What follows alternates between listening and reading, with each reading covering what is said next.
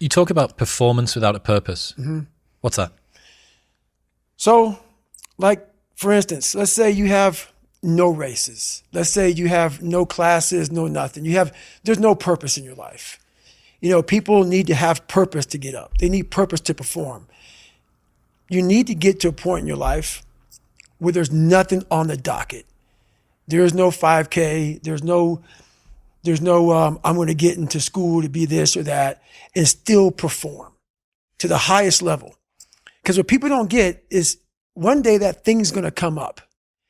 And if you're not constantly performing without purpose, you're not going to be ready when the time comes. It's this magical thing, purpose, that we're all looking for.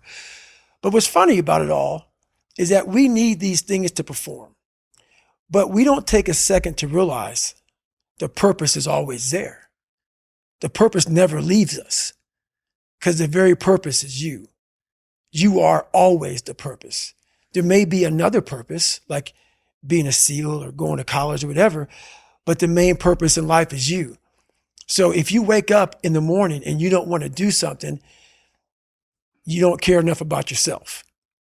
And that's what you need to really research is, man, why am I not doing this for myself? Because that is the number one purpose in life, is to better oneself. So that's the only purpose I fucking need. So the reason I get up every day, even though there's no race or there's no school, or there's nothing in front of me, is because I have pride in myself. But where do you go to? You wake up on a morning, it's cold, it's wet, it's dark, you've got no cartilage in your knee, you've got shitty shorts, whatever it is that's the issue today. Keep talking. You've got these problems, right? I need you to keep talking about what you were just saying. It's warm on the couch. That's Your it. missus says stay in That's bed. it. It's comfy. That's it's cozy. That's You've got it. work later on. You had an argument last night. You're slightly it. hungover. Because I know every motherfucker ain't going to do what I'm going to do. So this is how you level up. That's how you level up. I know there's a whole bunch of people with that right there. That fires me up. That makes me fucking happy, what you just said. That brings joy to my life right there. Why? Because I know there's so many people that have the ability and just refuse to get off that couch. Refuse to study a few more hours. Refuse to go deeper, to go further.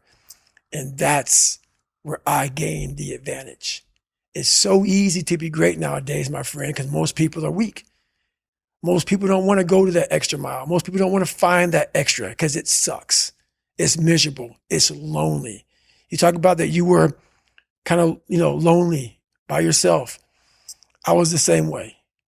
And that used to hurt me growing up. Now I fucking thrive in that shit. That's the only place to be. Well, that was one of the things that is so surprising about growing up through difficulty. So loneliness is one example, right? Mm-hmm. Growing up as a lonely kid. What you realize is a lot of the things that you feared or hated or embarrassed about as a child end up being the genesis of the things that you're most proud about as an adult. Mm-hmm. So the fact that you can work and thrive in solitude gives you the opportunity to be able to move to America and start a podcast, or decide to do Hell Week 3 times in a row, or it doesn't matter how long or dark the course is, you're just going to stay. Mm-hmm. The fact that you were forced to be vigilant and to assess people, to work out what's going on when you became an adult allows you to detect the vibe and the energy of whoever it is that you're speaking with and know that this person's someone that I want to hang with and this person's somebody that I don't. Right. All of the things. In fact, I would go as far as to say there's not one thing in my life that I see as a pure advantage that doesn't have a dark side to it that came about at some other point as well. Right. So one of the reasons that I spent so much time as a kid in my bedroom listening to audio tapes, because I didn't have anyone to play with, right? Only child, a little bit sort of unpopular. Right. So I'd be in my bedroom listening to audio tapes. We go to the library every 2 weeks and we take the tapes back and we get new tapes and I bring them and listen to them again. Right. But you roll the clock forward 20 years and what's the 2023 version of an audio tape? It's a podcast. It's a podcast. That's right. A lot of the things that you love and value in yourself in adulthood are the light side of something that you were ashamed, fearful, disgusted by when you were younger. Yeah. I mean, I think that comes from overcoming. A lot of people, wonder, how did you become this? How did you become so vulnerable? How are you doing a podcast now when you were this kid? You overcame things. You fought them. And now this is what happens. This is on the other side of overcoming. You become very, very powerful when you overcome yourself. All those things you once cowered from, you were afraid of, when you face them eye to eye every day, you now become a person who has a great podcast. Let's say that there's someone listening who resonates with what you're talking about. Mm-hmm. They've been through trauma, they've been through hard times, Mm-hmm. but they keep breaking promises to themselves and they're struggling to get off the couch and they're having a pity party. Mm-hmm. How can they stop feeling sorry for themselves? That's a difficult one because you have to want it. You have to want to be better. And it starts off with, you have to have pride in yourself. You have to have pride in yourself.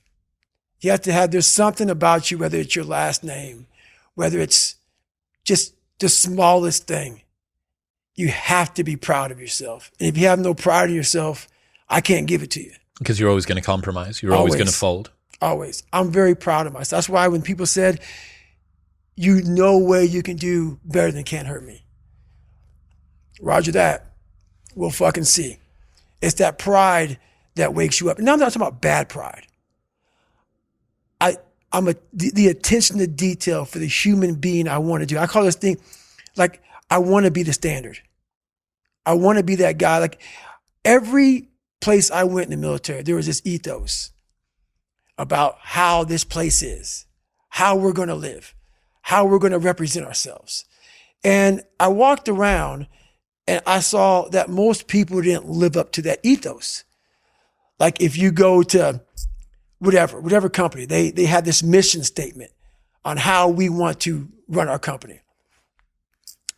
I made one for myself on how I want to be. And that is why, if people can make up a mission statement, an ethos in which they want to live by, and every morning you wake up, you hold yourself accountable to that mission, not a company's, your own. Make up your own mission statement. What do you want to be in life? And once you do that, now you can work with somebody to get better. You can work with yourself to get better. But until you know what you want to stand for, you will always just be sitting down. You'll never stand for anything. What's that quote? If you don't stand for something, you'll fall for everything. That's it. It's a true statement. In the book, you talk about Roger that, there being two types of Roger that. Mm-hmm. I absolutely adore the second type. Received orders given, expect results. That's it. So cool. Above and beyond, more than was expected. That's right. To the letter. That's Roger that.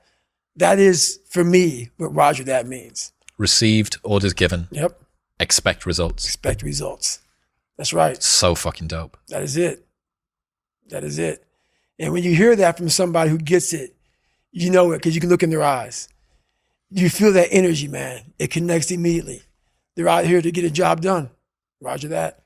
This episode is brought to you by Element. Element is a tasty electrolyte drink mix with everything that you need and nothing that you don't. I've replaced my morning coffee with Element every day for over 3 years now, and I've never looked back. It means I've optimized my hydration, my brain feels better, I'm not getting mental fog, and it's helping me to curb cravings if I'm fasting throughout the day. Even Video Guy Dean uses it. My favorite flavor is the orange. That in a cold glass of water upon waking feels really, really good. It's a science-backed electrolyte ratio of sodium, potassium, and magnesium, which helps me to feel at my absolute best all day. Also, they have a no BS, no questions asked refund policy, so you can buy it and try it for an unlimited amount of time, and if you do not like it, they'll give you your money back, and you don't even need to return the box. That's how confident they are that you love it. Head to drinklmnt.com/modernwisdom to get a free sample pack of all 8 flavors with your first box. That's drinklmnt.com/modernwisdom. Thank you very much for tuning in. If you enjoyed that clip with Goggins, then press here for the full episode in all of its glory. And don't forget to subscribe.